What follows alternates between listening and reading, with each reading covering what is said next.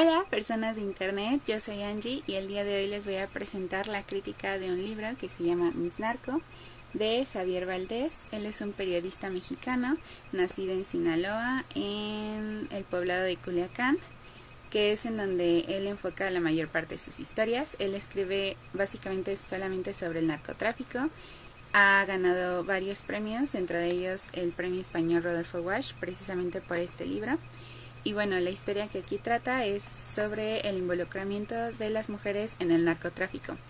La pregunta principal es cómo es que las mujeres se involucran en el narcotráfico y por qué. Y bueno, para explicar todo esto, lo que hace el autor es retomar varios testimonios de diferentes mujeres. En cada capítulo retoma alrededor de 3 o 4 testimonios para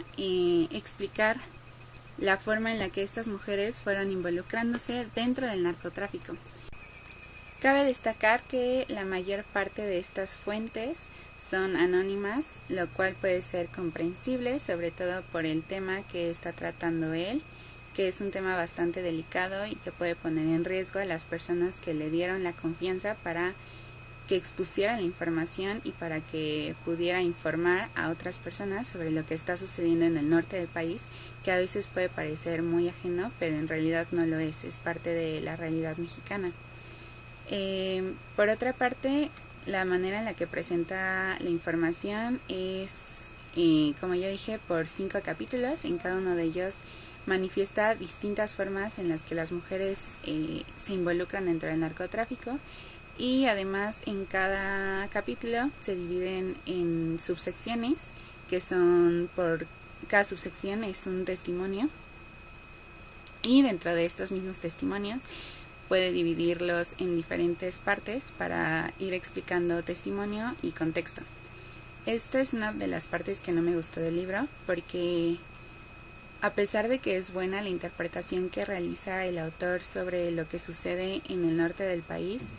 creo que a veces interrumpe mucho la narrativa de lo que le están contando las personas, las mujeres que se atrevieron a hablar con él,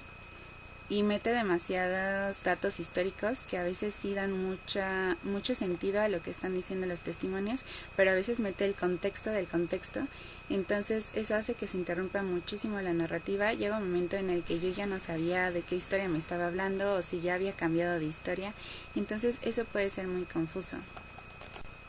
Otra cosa que no me gustó fue la manera en la que trata la temática de las mujeres dentro del narcotráfico, porque si bien él trata todo el tema y toda la narración de manera muy propia y muy respetuosa, porque realmente no hace narraciones demasiado grotescas de lo que está pasando, si bien sí describe que hubo una matanza y cómo quedaron los cuerpos, nunca se enfoca totalmente en eso y siempre respeta la integridad de las personas de las que está hablando. La verdad es que en cuanto a las mujeres y en cuanto a la narrativa en general del reportaje, creo que pudo haber tomado otra perspectiva su forma de narrar la historia de las mujeres, porque si bien es cierto que estas chicas son una consecuencia de su contexto y que sí han sufrido y que sí han llegado a ser víctimas, creo que lo que hace es enfocarse demasiado en su estatus o bien de víctimas, que no saben lo que está sucediendo o que no escogieron lo que les está pasando, o bien de personas manipuladoras que por intentar tener más capacidad económica terminan sufriendo también al final del día. Y creo que él pudo haberse enfocado desde otro punto de vista o podría haberles dado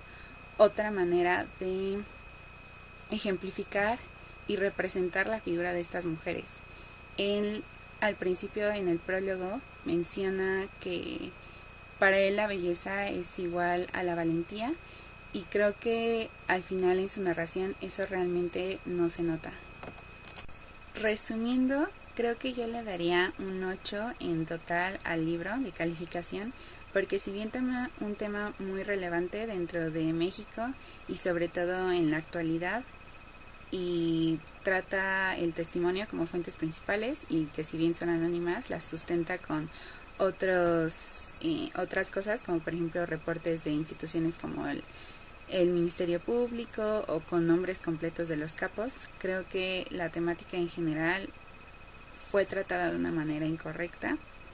pero eso no le quita la valía del reportaje como una